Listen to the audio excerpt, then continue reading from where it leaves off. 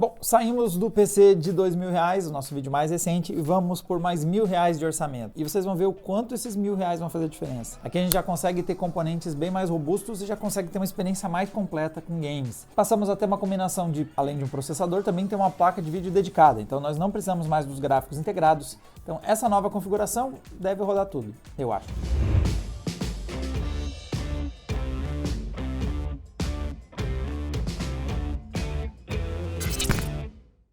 Bom, enquanto eu vou entrar aqui na discussão sobre os componentes que a gente vai usar nessa máquina, sempre lembrando vocês que tem como encontrar preços mais baratinhos e outras formas de a gente ajudar você a encontrar os melhores componentes para o seu PC. Só dá uma olhada nos nossos grupos do Telegram e WhatsApp, o link está na descrição do vídeo, ou vocês podem ver o QR Code que está aí na tela. A gente manda para o seu celular as principais ofertas que a gente encontrar. Então pode ser que a gente ache algum componente um pouco mais baratinho, sabe, dar um upgrade até menos modesto do que o que a gente vai mostrar ao longo desse vídeo. Comentando agora primeiro das peças que nós vamos usar, né? Primeiro deixamos o Ryzen 5 4600G e trocamos para um Ryzen 5 5500. É um dos processadores mais populares disparado por ser um 6 núcleos e 12 threads, um dos preços mais baixos possíveis. A gente testou recentemente o Core i5 10400, custa um pouquinho mais barato, tem 6 núcleos e 12 threads, mas ele tem uma diferença de performance meio grande. Então acabou não valendo tanto a pena, vale mais a pena você ir mesmo pro Ryzen 5 5600. E eu fechei o CPU sem querer. Se a gente dá um pulinho lá no nosso guia de processadores, por exemplo, vocês podem ver como tem uma diferença legal de desempenho entre eles, ó, tá ganhando quase uns 20% aqui, comparado com o 4500, que vai ter uma performance mais parecida com o do 4600G, vê que tem um ganho de desempenho legal, então vale a pena fazer essa troca que a gente está fazendo aqui.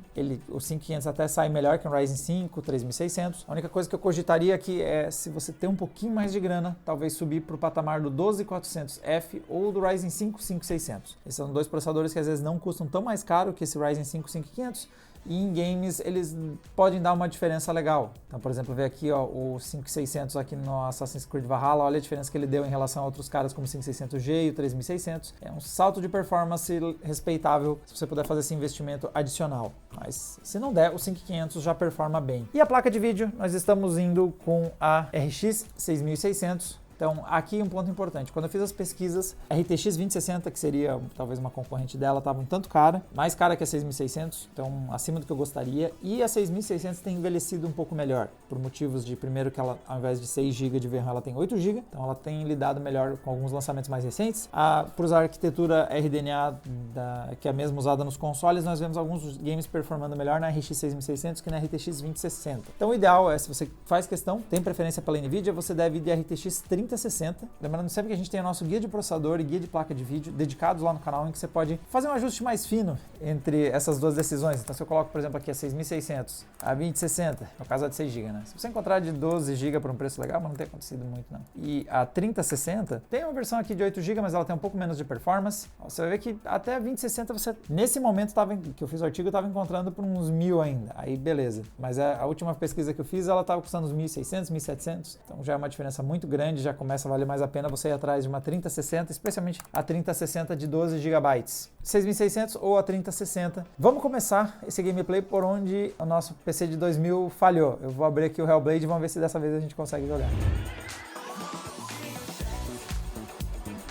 Bom, começando então o nosso gameplay, agora estamos numa cena desafiante até do jogo e deixa eu já mostrar as configurações para vocês. A gente consegue em Full HD, o FSR está no modo qualidade, então está renderizando em HD e ampliando. Predefinição global está no médio. Então o resultado final deve ser um gráfico bem aceitável, bem bom até, porque como a gente já comentou em um vídeo, eu acho que o sweet spot está mesmo na configuração média entre performance e qualidade gráfica. Tá tudo bem escuro, quase não dá para ver, mas talvez mais para frente dê para ver alguma coisa, quando começar a porradaria. E eu acho que eu tô até com o V-Sync habilitado, deixa eu checar isso aqui. Ele meio que tá... Não, tá desligado, ele tá parando na casa dos 60 frames mesmo. Vamos lá. Eu esqueci qual é o botão que esquiva.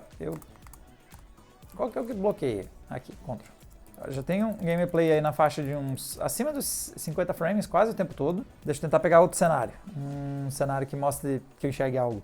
Aqui já com uma cena um pouco mais aberta para ficar mais visível a performance. Tá oscilando aí ó, entre os 50, entre os 50 e 60 FPS. Daria para tentar usar um modo mais agressivo, talvez do FSR, daria para jogar na qualidade baixa, que o jogo ainda entrega um gráfico legal, mas eu acredito esse balanço aí de qualidade média com FSR no modo qualidade já vai estar um bom gameplay a 60 quadros, ou dá para empurrar mais, dá para por exemplo, colocar esse jogo em 4K, colocar o FSR no modo desempenho e buscar um gameplay travado a 30 ou talvez travado a 45, deve ter performance suficiente. Então essa é a primeira diferença quando a gente sai do orçamento dos 2.000 para os 3.000. Você ainda tem que fazer concessões, você vai ter que fazer um ajuste gráfico para chegar numa configuração que funcione legal, mas agora a gente não está mais preocupado se o jogo vai rodar ou não. Os jogos rodam, todos. Mesmo Hellblade, que foi bem difícil de rodar em muitos dos hardwares que nós testamos, vê que não está numa qualidade horrorosa e eu já estou conseguindo jogar ele. Vamos dar uma olhada em mais games, como é que fica a performance. Outro game que tinha dado problema, então, o Alan Wake, ele tinha dado pau, inclusive, quando a gente tentou abrir só no gráfico integrado, até porque dava mensagem de erro que nem o driver era compatível. Agora, olha como eu estou jogando aqui em Full HD, usando FSR no modo qualidade, né, renderizando a partir do HD e usando o preset do médio. Eu não preciso nem necessariamente ir para baixa qualidade para já começar a jogar numa faixa de uns 50 quadros. Então, um Alan Wake já começa a rodar bem. É um jogo bem pesado para placa de vídeo. Tá com o nome errado, inclusive agora eu me dei conta, tá se chamando Vega. Bem melhor. Então aí, a RX 6600 está quase 100% de uso, mas está beirando também aí os 60 quadros. Não tá com o V5 ligado, ó, ver que ele chega a passar de 60 quadros, dependendo da cena. Então você consegue já jogar numa qualidade legal. Tá um pouquinho de stutter esse trecho aqui, mas espero que seja momentâneo de carregamento aqui dessa área aqui, provavelmente indo de uma área para outra, tá dando um pouco de stutter. Então essa é a vantagem. Não vai dar para colocar a qualidade gráfica que você quiser. Então, por exemplo, tem Ray Tracing, mas se eu habilitar ele, por exemplo, vai derreter. Ou mesmo que eu coloque, não precisa nem ligar o Ray Tracing, se eu coloco a predefinição do alto, vamos ver como é que ele se sai. Não, a predefinição do alto, o ideal era reiniciar para ver todas as mudanças, mas até não impactou tanto. Agora, se eu for me passar aqui por Ray Tracing, já não é algo que você vai poder brincar nesse nosso sistema. Apesar de ter hardware acelerando Ray Tracing na 6600, você precisa de muito fôlego para querer ligar esse tipo de recurso, especialmente no Alan Wake. Mas vamos para mais games. Bom, agora vamos dar uma olhada no CS, que foi um game que não me agradou jogar no gráfico integrado, porque a gente lutava para ter entre 80 e 100 frames. Agora eu não tô mais em qualidade mínima, tá? Isso aqui já é qualidade alta em Full HD, e a taxa já tá aí na faixa de uns 140 a... Isso aqui é do meu time? É do meu time. Tô tentando matar alguém no meu time. Já tem uma taxa de quadros consistente acima dos 120. Então, se você tem um monitor de altas taxas de atualização, esse monitor deve, de forma consistente, conseguir entregar novos quadros. Eu não tô vendo ninguém. Estamos aqui, cego. Cega! Eu morro pras coisas, eu não vejo as coisas. Por que eu tô jogando pior? Meu PC tá melhor. Tô jogando pior do que eu tava jogando no gráfico integrado. Não vi ninguém. Ali eu vi um. Aê! Consegui matar uma unidade de pessoa morta. E morri. Eu morri por papibaquígrafo.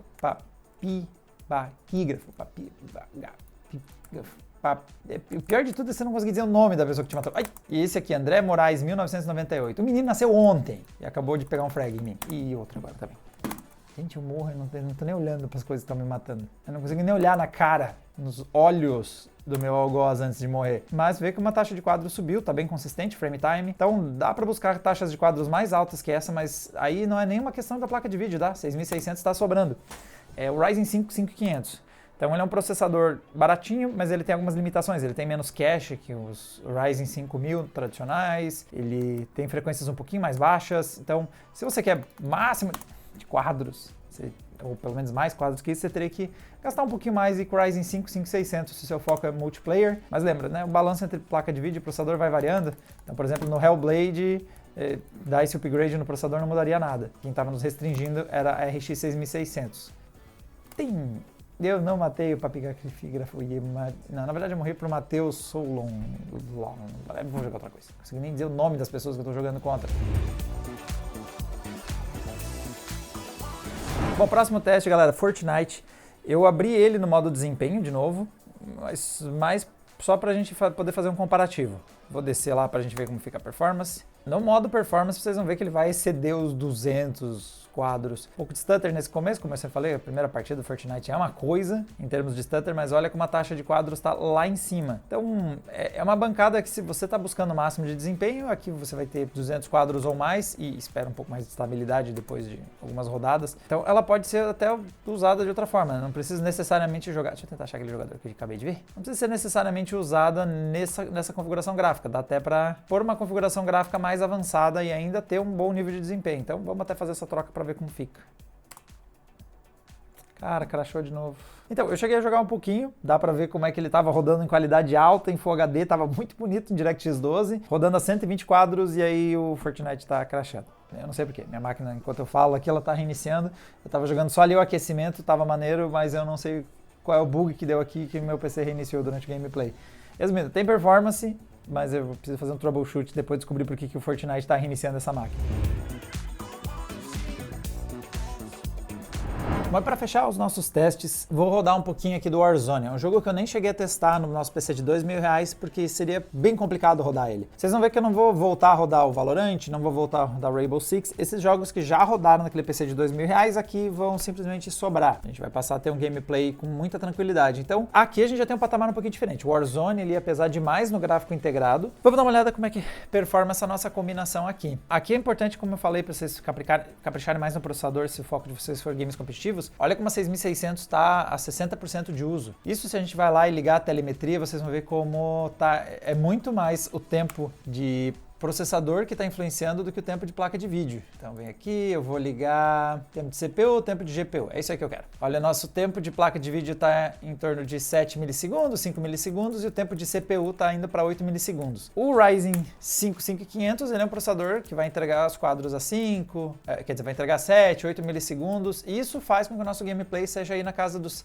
110, 120 quadros. Então não adianta muito eu mexer na configuração. Inclusive a 6600 eu podia até subir mais a qualidade gráfica se eu quisesse. Jogar com o jogo numa resolução melhor, numa qualidade de imagem melhor, que eu estou aqui no Full HD no básico, ela entregaria mais quadros que isso, 150, 170 quadros, mas quem está parando ela é mesmo o Ryzen 5 5500. E aqui aquele investimento adicional que eu falei de R$200 no processador faria essa diferença. Então vê que o 5500 consegue, olha como eu estou jogando de boa aqui, acima dos 100 quadros quase o tempo todo, mas se o meu foco fosse games competitivos, realmente esses R$200 a mais aí seria relevante.